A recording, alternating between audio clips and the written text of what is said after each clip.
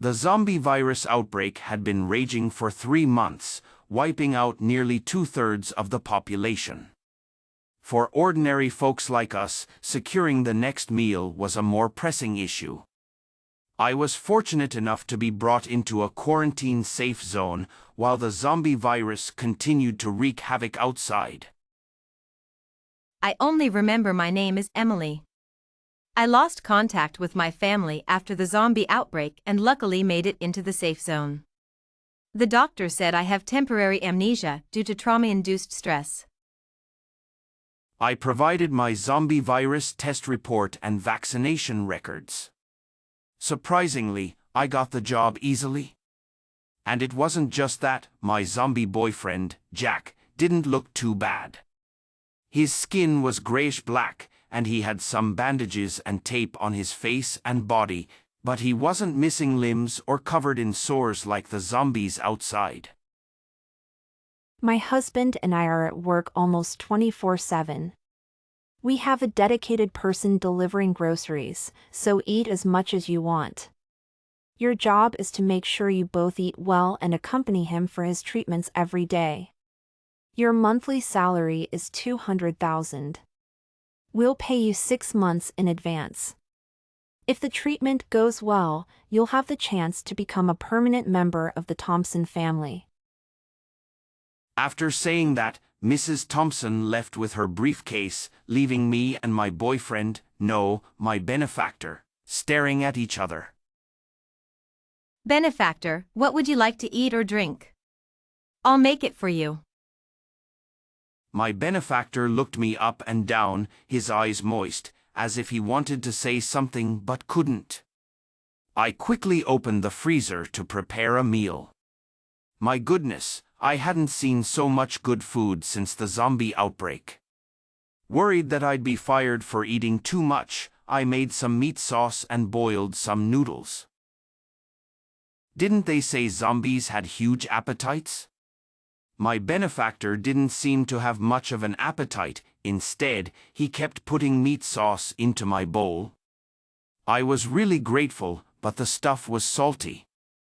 My benefactor only ate a small bowl of noodles, while I devoured almost an entire pot. Feeling the long-lost sensation of a full stomach, I awkwardly burped. My benefactor's bandaged neck moved, and his taped-up jaw even twitched into a smile. Having money was great, weren't zombies supposed to be expressionless? After eating, my benefactor took out a chain and bound our wrists together. I had to accompany him for his treatment. The internal hospital was indeed impressive. There were even armed guards at the entrance. Zombies entering the internal treatment area must be verified by both the patient and their family. You can't go in. My benefactor quickly handed over a large bag of documents and whispered a few words to the guard. The guard gave my benefactor a meaningful look and let us through. Boss, I'll carry it. Think carefully about what you should call me. Benefactor? My benefactor's eyes widened even more. I remember your name is Jack something? Sorry, my memory's been bad lately. Jack. If you can't remember, just call me husband. I thought to myself, even a zombie knows how to take advantage of me. Mrs. Thompson mentioned a 6-month probation period with a monthly salary of $200,000. If I could help my benefactor recover, I might have a chance to become permanent. With at least 60 pounds of meat, along with chicken, duck, fish, and seafood stocked in the freezer, would they really want someone like me as a girlfriend after recovering? Permanent position? This promise was too good to be true, but it couldn't fill my stomach. Mr. Smith still held onto that stack of documents and led me into the injection room. Jack has been afraid of injections since he was a child, so we need to give you a saline shot first. Once he sees that you're fine, he'll be willing to go through with it. Miss, Don't you have any other patients here? This is an internal medical facility. Not just anyone can receive treatment here. After the shot, I'll treat you to some grilled sausages and popcorn. If you're cooperative, I'll throw in a bottle of soda. Where do you want to inject? Let's get it over with. The nurse's smile widened, and Mr. Smith almost turned to stone on the spot. After accompanying Mr. Smith for his shot, he actually took me to a private cinema. The movie was just an ordinary inspirational film, but I got my grilled sausages, popcorn, and soda. Sitting next to Mr. Smith, I was too busy eating popcorn to pay attention to the movie. What did movies look like before? My head started to ache. Was I about to regain my memory? I didn't remember much of the movie. When we left the cinema, I was still savoring the flavor on the sausage stick. It had been so long since I had eaten something this good. Bought me 2 more sausages and urged me to hurry up. I knew I had embarrassed my boss, so I kept my head down and quickened my pace. Suddenly, a young woman with a pretty face, dressed in a crisp uniform and wearing a manager's badge, stood in front of me. Emily, even if you can't find a mirror, can't you see what a mess you are? You and your disgraceful family. Do you think you're worthy of Jack? Do I have a family? My head hurt even more, so much that the sausages in my hand lost their appeal. As a staff member, you should know that provoking someone with the virus is a serious offense. The woman seemed to go mad. She pulled out handcuffs from her bag and cuffed my hands, then took out a pair of special scissors and frantically tried to cut the chain between me and Mr. Smith. Hit me. Bite me. You're nothing but trouble. Her words felt like a curse, aggravating my headache. In a moment of desperation, I raised my hand. Mr. Smith swiftly elbowed her in the neck, causing her to collapse to the ground. She started it. My boss didn't mean to hurt her. Soon, patrol officers took the woman away, politely greeting Mr. Smith. Mr. Jack out to see a movie? Having money really makes a difference. When a wealthy person with the virus hits someone, no one seems to notice. Where are my sausages? Where are my 2 big sausages? What did you just call me? Panicking, I searched everywhere and finally spotted my sausages in a corner on the ground. Ignoring the fact that I was still chained to Mr. Smith, I dragged him along as I scrambled to retrieve the sausages. Mr. Smith fell, hitting his head on something, leaving a white mark. What did you call me? Think carefully. All the sausages in that machine could be your reward. Greedily eyeing the 20-plus sausages in the machine, Mr. Smith suggested having braised pork for dinner, so I finally dared to take out the large piece of pork belly and cook it to a fragrant perfection. This looks delicious. You've outdone yourself, Emily. Thank you, Mr. Smith. I'm glad you like it. This job felt like a windfall, like a beef-filled Italian pastry falling right into my lap. In the evening, Mr. Smith handed me some pills, indicating that he would only take his after I took mine. It was his habit. Here are your pills, Emily. I'll take mine after you. All right, Mr. Smith. Without hesitation, I swallowed the pills, feeling drowsy, and soon fell asleep on the comfortable little bed Mr. Smith had prepared for me in his house. Was it a dream or reality?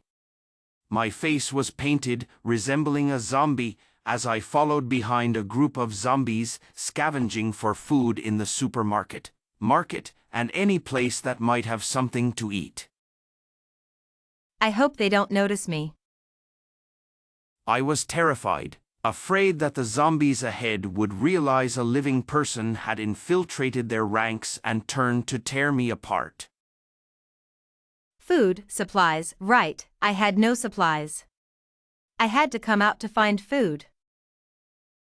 Home? Where was my home? Did I have family? Did I have family?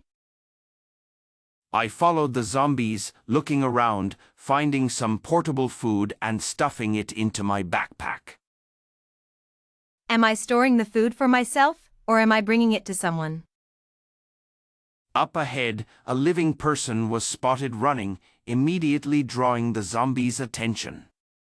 A horde of zombies chased after the person, and I had to pretend to chase too.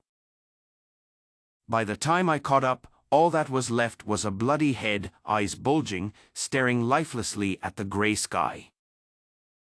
No! I screamed and sat up. The light came on, and Mr. Smith opened the door to look at me. I've run a hot bath for you in the bathroom. Take a soak and then get some sleep. Didn't we agree that I would just be your girlfriend? I'm not selling my body. The bandages and tapes on Mr. Smith seemed to be in different places than they were during the day. But with my recent memory loss, I couldn't recall much.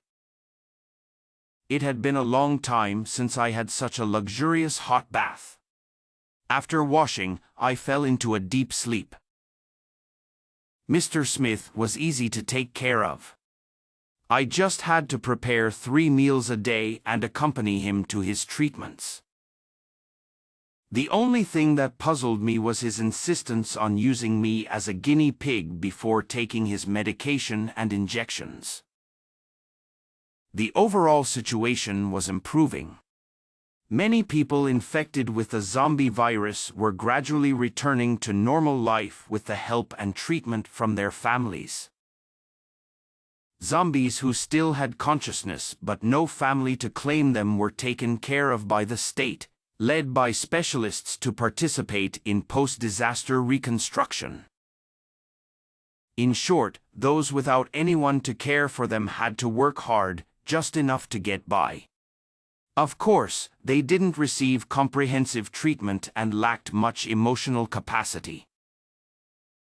I thought I would smoothly get through these 6 months as a high-end caregiver. But unexpectedly, I received a notification letter. Someone had applied to inherit my estate. Was this a joke? The 1.2 million in my account was hard-earned from being a guinea pig and cooking. Jack found me standing at the door reading the letter, and when he saw its contents, his face changed dramatically. Emily, what's wrong? Jack snatched the letter and pulled me into his arms to comfort me. It's okay, Emily. This must be someone's prank. Jack's heartbeat felt very familiar and safe to me. But this was clearly the first time we had such close contact since I was hired to be his girlfriend. Before I could figure out why Mr. Smith was acting strangely today, the sound of a car horn blaring urgently came from the entrance. A frail, middle-aged woman, looking fierce, led over 20 staff members equipped with protective gear to surround Mr. Smith's house. It's her. She's been contaminated and has no right to enter the safe zone and live a normal life. The woman shrieked, her voice cutting through the air like a knife. She's a monster. I saw her tear apart her own kin with my own eyes. She must be neutralized immediately. The staff, armed with weapons and shields, quickly surrounded me. Jack stepped in front of me, taking out a small glass vial containing about 1 milliliter of medicine from his pendant. This is the second antiviral agent we just extracted from our Biological Research Institute. If you dare to touch a single hair on her head, we'll all go down together. The leader of the team, enraged, removed his mask. Jack, don't forget that the country trained you. You are a chemical defense warrior. Emily is one of our researchers. She contracted the virus while on a work trip. You have no right to execute her. As for that old woman from the Emily family, I ended her suffering. If you continue, I won't hesitate to sacrifice the hard-won safety we have for her sake. Jack smashed the small glass vial onto the ground. All the staff members sighed heavily as the vial shattered. Take me if you must, but leave her alone. After smashing the vial, Jack extended his hands, indicating for the staff to put handcuffs on him. But apart from the frail, middle-aged woman who was still hysterically pointing at me, the rest of the people exchanged uneasy glances, not daring to move. The screech of a car braking sharply pierced the air.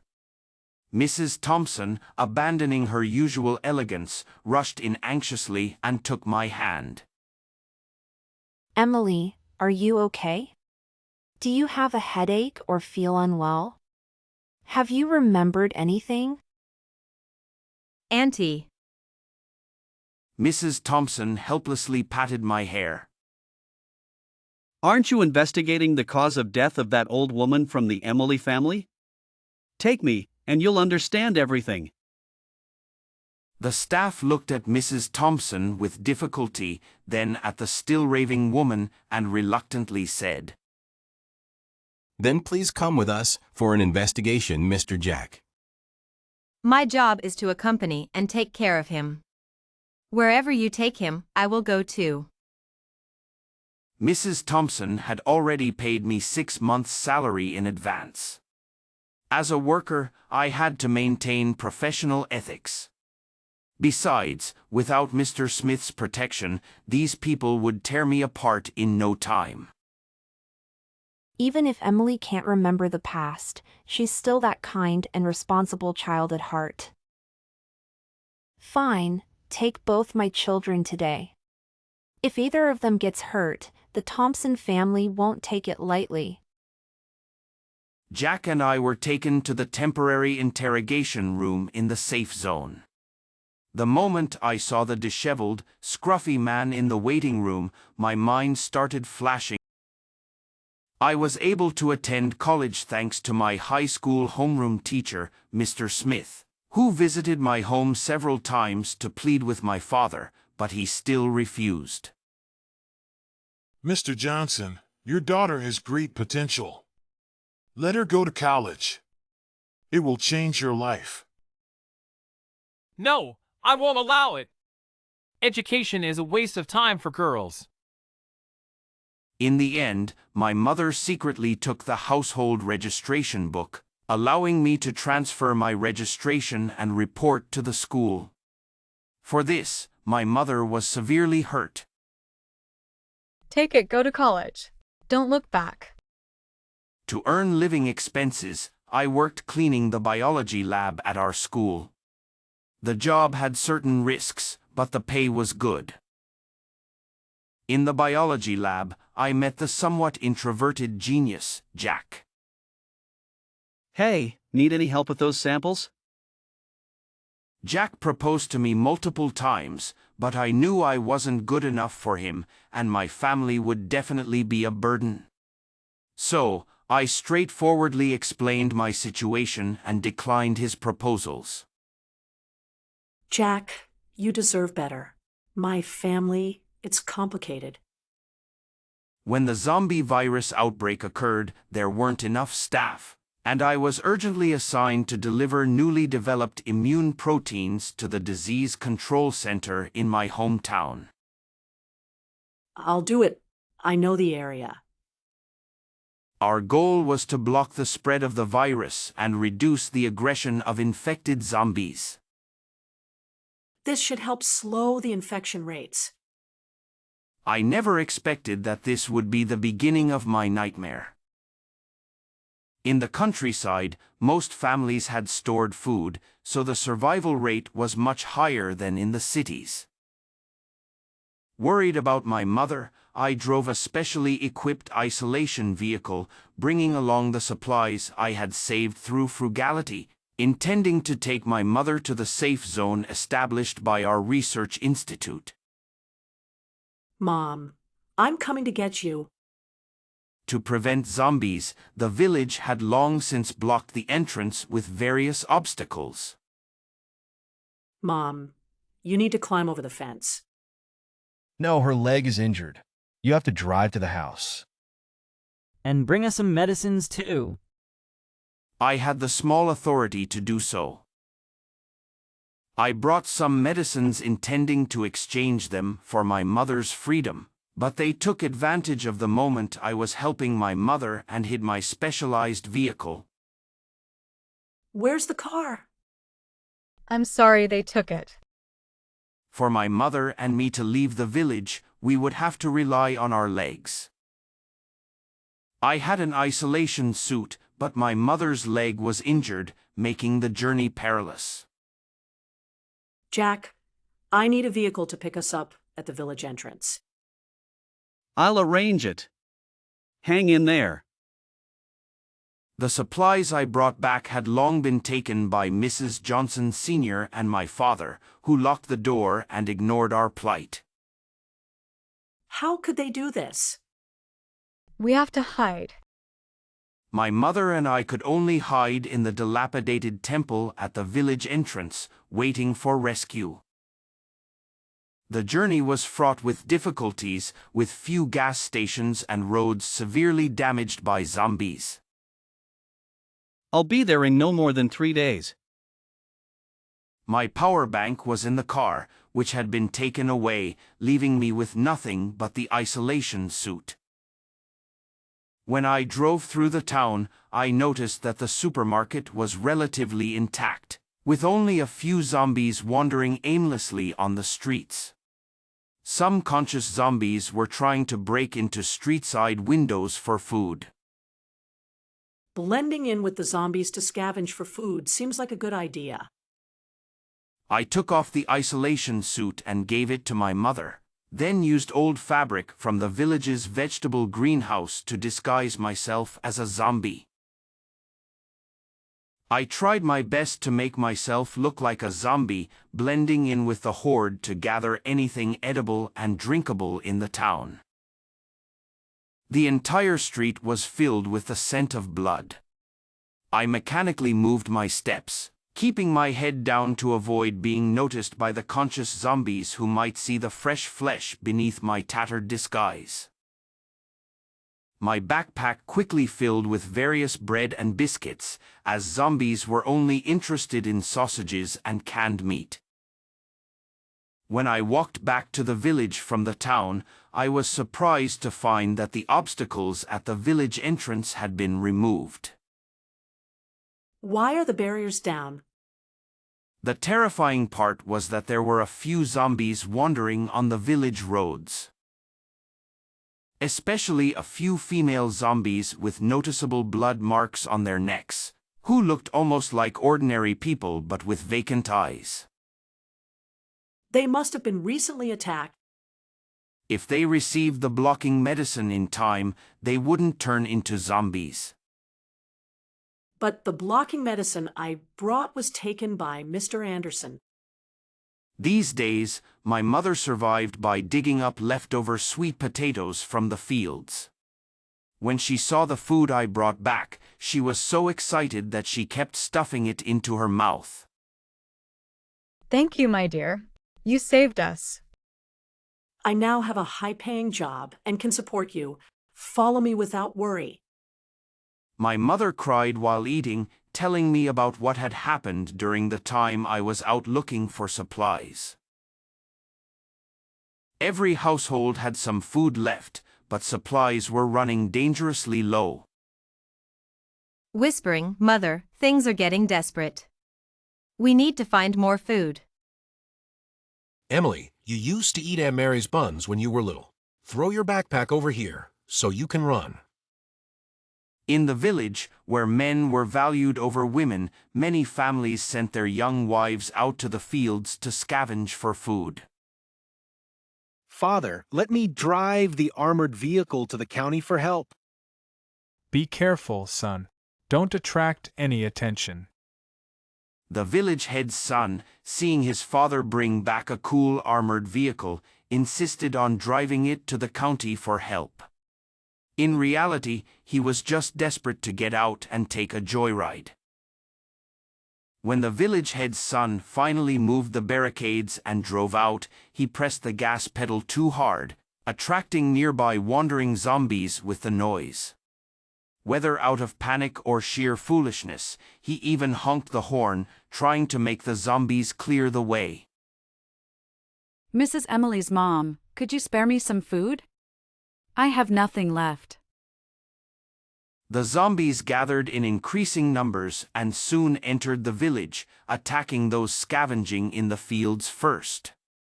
Some families, heartbroken over their loved ones, dragged the bitten back home, chaining them up in empty rooms.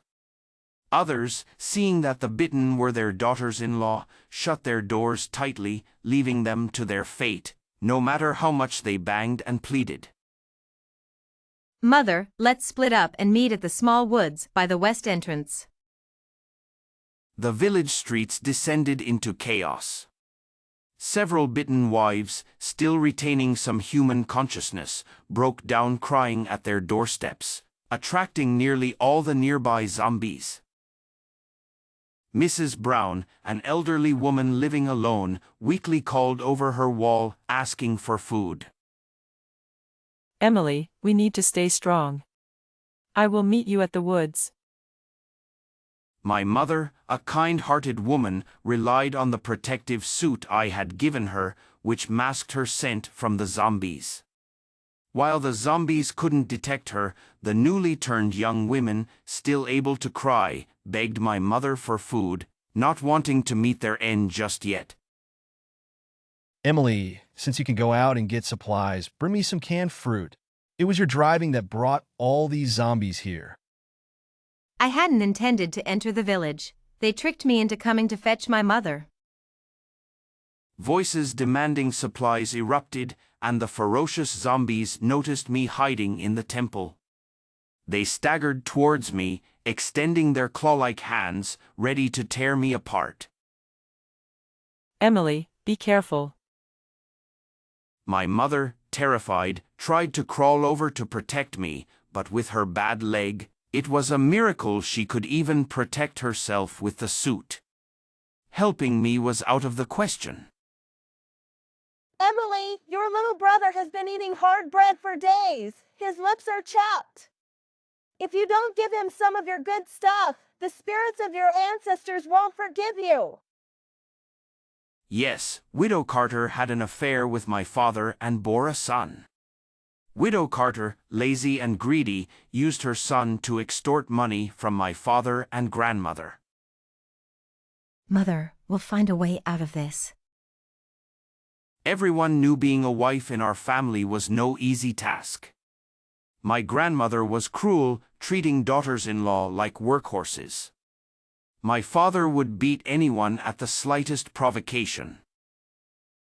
With her family far away and nowhere else to go, my mother had no choice but to stay, grateful for any semblance of shelter, continuing to endure her miserable fate. Mother, we'll survive this. I promise. The village was in chaos, and I tried to ignore the venomous curses of Widow Carter, a frail and withered woman, whose rage extended to my ancestors. So, you think you're all grown up now, huh? My father sneered as he held my mother by the collar. My grandmother peered eerily over the courtyard wall. In times like these, I can't count on marrying you off to get your brother a wife and grandchildren.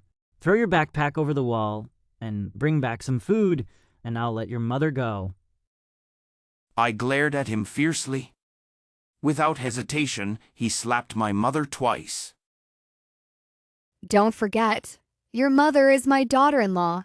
I can hit her and scold her as I please. She stabbed my mother's hand with a sewing needle, making her cry out in pain. I had no choice but to throw the supplies over the wall. I had been hiding and running around the village, barely managing to evade the zombies.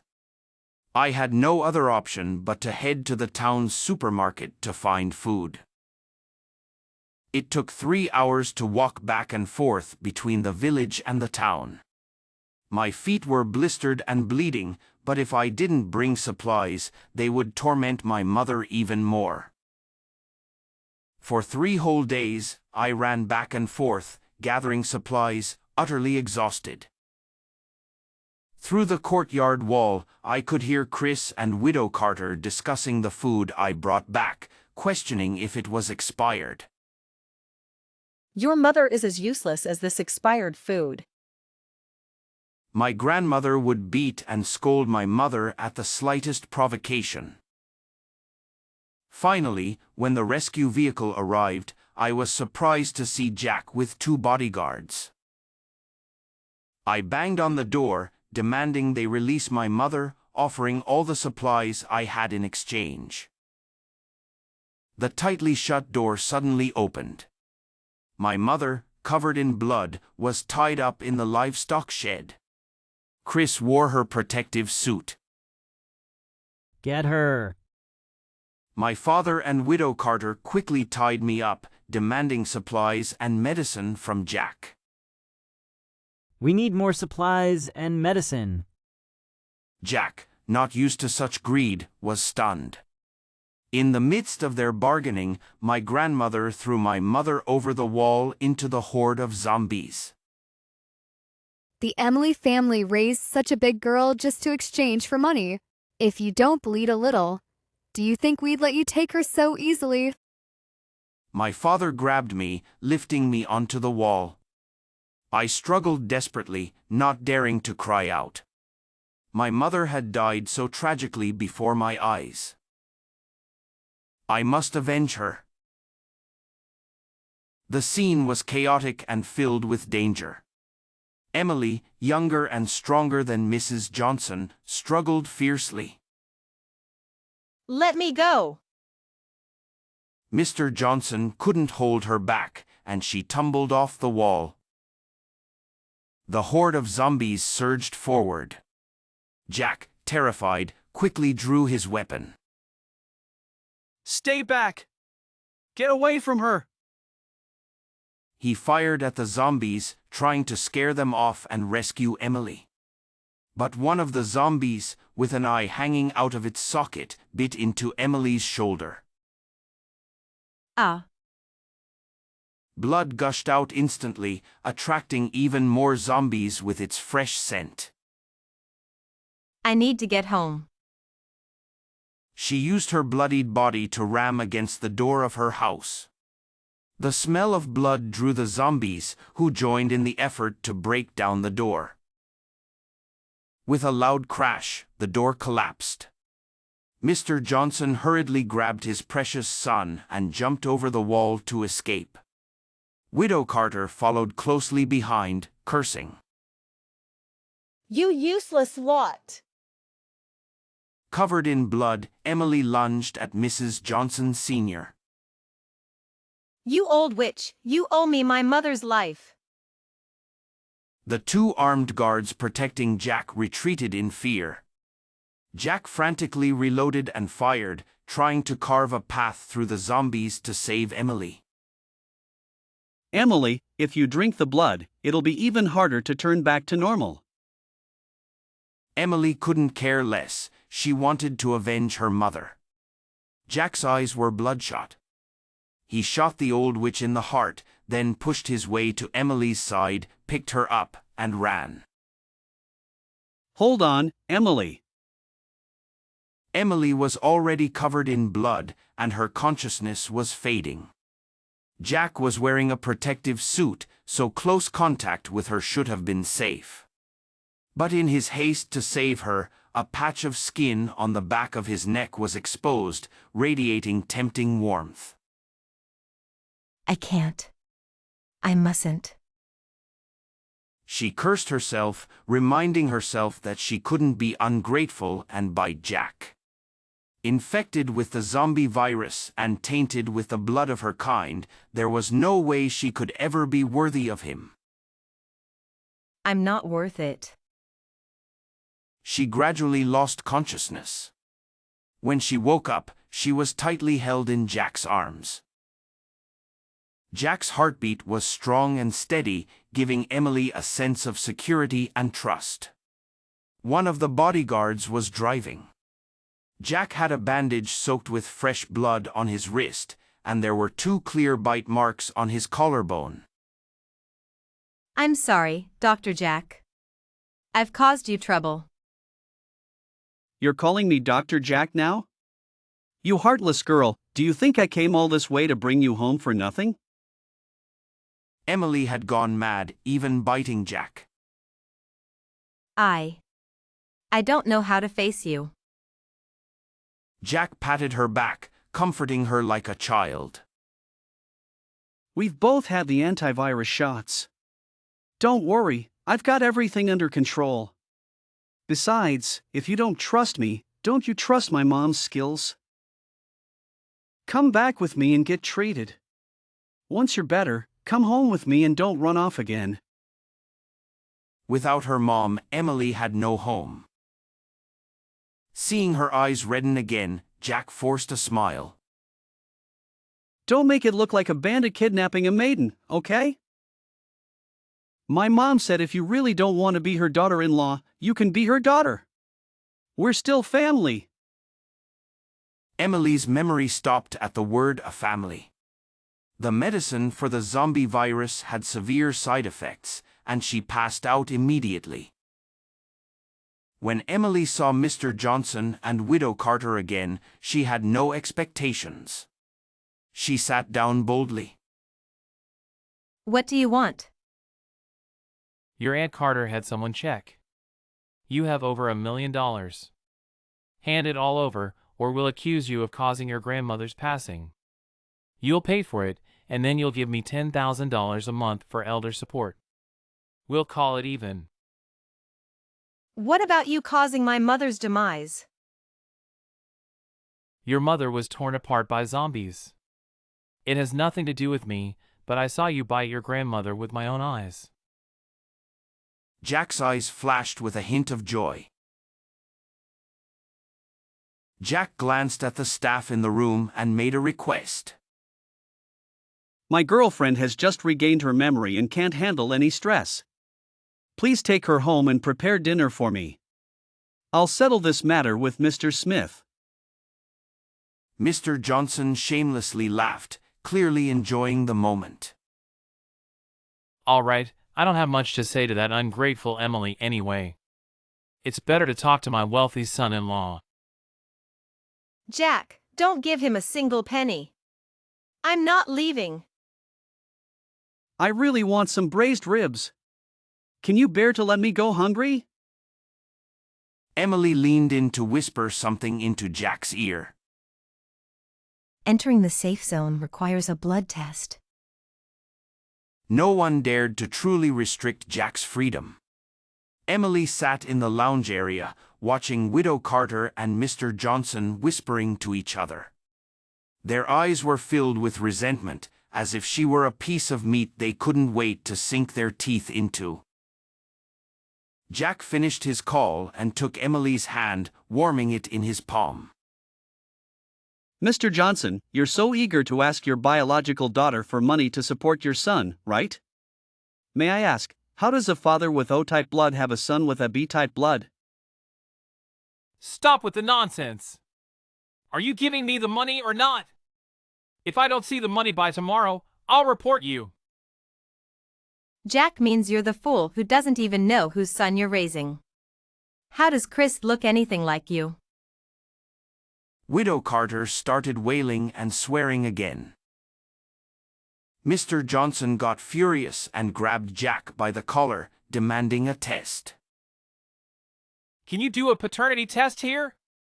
You pay for the test first.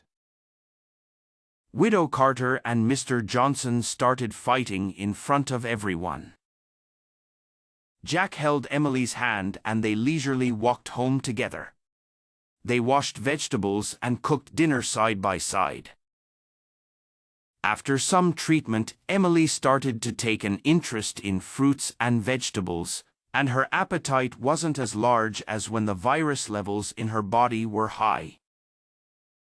While caramelizing sugar, Jack showed Emily the scar on his wrist, speaking with a hint of grievance. You bit me when you were unconscious, so you have to take responsibility. They say that after being infected with the zombie virus, the body's functions decline, making it difficult to have children. So, growing old together is our best option. It was hard for Emily to reconcile the gentle Dr. Jack in front of her with the man who fought zombies with bloodshot eyes and weapons. But he was the last person in the world who loved her unconditionally.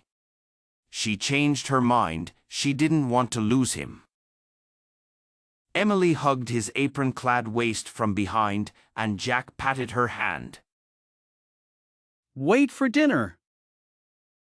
The paternity test results came back, and Chris indeed had no relation to Mr. Johnson. When Mr. Johnson was about to lash out at Widow Carter in anger, her old lover, who used to sell fake pesticides in their village, showed up. Chris looked exactly like him. Mr. Johnson was beaten half to death by the family of 3 and thrown into the bushes.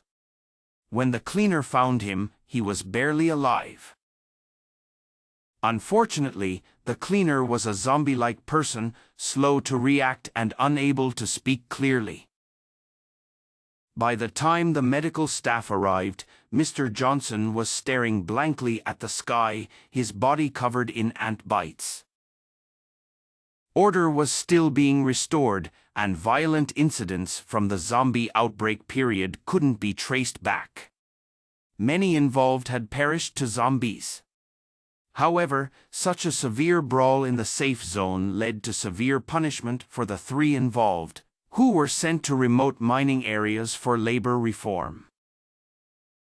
As for Emily, a zombie who had shed blood, she was brought into the safe core zone by Jack against the rules. Even though Jack used the excuse of scientific research, he still had to face punishment.